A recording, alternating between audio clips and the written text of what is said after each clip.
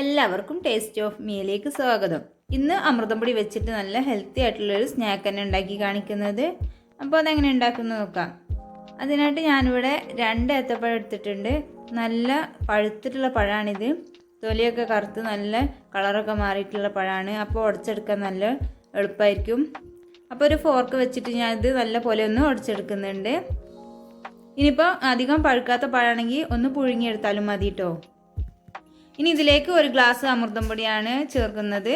അമൃതം പൊടിക്ക് correct measurement ഒന്നും ഇല്ല കേട്ടോ. നമ്മൾ എടുക്കുന്ന പഴത്തിൻ്റെ അളവിനനുസരിച്ചുണ്ടാകും. ഇനി ഇതിലേക്ക് 1/2 കപ്പ് തേങ്ങയാണ്, ചെറുകിയ തേങ്ങ കൂടെ ചേർക്കുന്നുണ്ട്.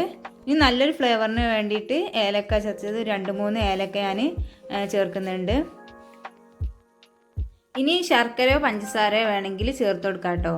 അപ്പോൾ അമൃതം പൊടിയിൽ കുറച്ച് മധുരം ഉണ്ടല്ലോ, പഴത്തിലും മധുരം ഉണ്ടാകും.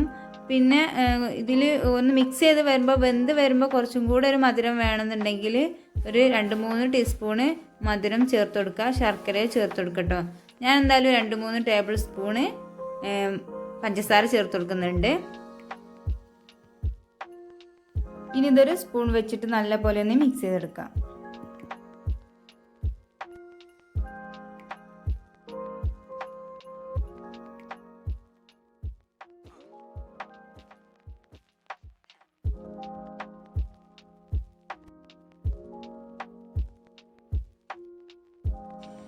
ഇനി ഇത് കൈ വെച്ചിട്ട് നല്ല പോലെ ഒന്ന് കുഴച്ചെടുക്കണം.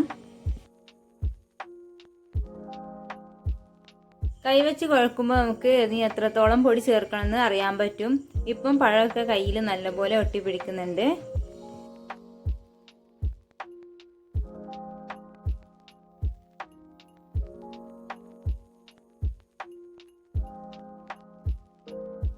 ഇനി ഞാനിതിലേക്ക് 1.5-2 ഗ്ലാസിൻ്റെ അടുത്തോളം പൊടി ചേർക്കുന്നുണ്ട്. അപ്പം നിങ്ങളെടുക്കുന്ന പഴത്തിൻ്റെ വലിപ്പത്തിനനുസരിച്ചിരിക്കും പൊടിയൊക്കെ ചേർക്കുന്നത്. ഞാനിത് മൊത്തത്തിൽ 3 ഗ്ലാസോളം പൊടി ചേർക്കുന്നുണ്ട്. ഞാനിപ്പോൾ ഇവിടെ വലിയ പഴം എടുത്തത് കൊണ്ടാണ് ഇത്രയും പൊടി ചേർത്തിട്ടുള്ളത്. നിങ്ങൾ ചെറുതാണ് എടുക്കുന്നതെങ്കിൽ അതിനനുസരിച്ച് പൊടി എടുക്കട്ടോ. ഈ ഒരു ഷേപ്പിൽ ഉരുള പിടിക്കാൻ കിട്ടണം. ആ ഒരു പരുവത്തിൽ വരെ പൊടി ചേർത്ത് കൊടുക്കാം. ഇനി എല്ലാം ഞാൻ ഇതുപോലെ ഉരുളകളാക്കി എടുക്കുന്നുണ്ട്. അപ്പോൾ ഞാൻ പെട്ടെന്നായതുകൊണ്ട് ഷേപ്പൊന്നും ഇല്ലാതെയാണ്, പെർഫെക്റ്റ് ഷേപ്പിലല്ല ഉരുള പിടിച്ചത്. എല്ലാം ഇതുപോലെ ആക്കിയെടുത്തിട്ടുണ്ട്. ഇനി സ്റ്റീമറിലിട്ട് ആവി കയറ്റി വേവിച്ചെടുക്കാം.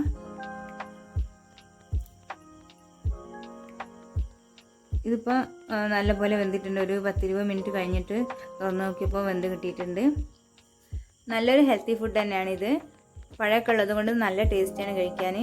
അമൃതം പൊടി വെച്ചിട്ട് ഇതിനു മുമ്പ് ഒരുപാട് റെസിപ്പീസ് ഞാൻ അപ്ലോഡ് ചെയ്തിട്ടുണ്ട്. കാണാത്തവരുണ്ട്, അതൊക്കെ ഒന്ന് കാണണം. ഇഷ്ടപ്പെട്ടാൽ ലൈക്ക് ചെയ്യാനും സബ്സ്ക്രൈബ് ചെയ്യാനും മറക്കരുത്. ഉണ്ടാക്കി നോക്കിയിട്ട് ഫീഡ്ബാക്ക് കമൻറ്റ് ചെയ്യാനും മറക്കരുത് കേട്ടോ. Thanks for watching. ബൈ.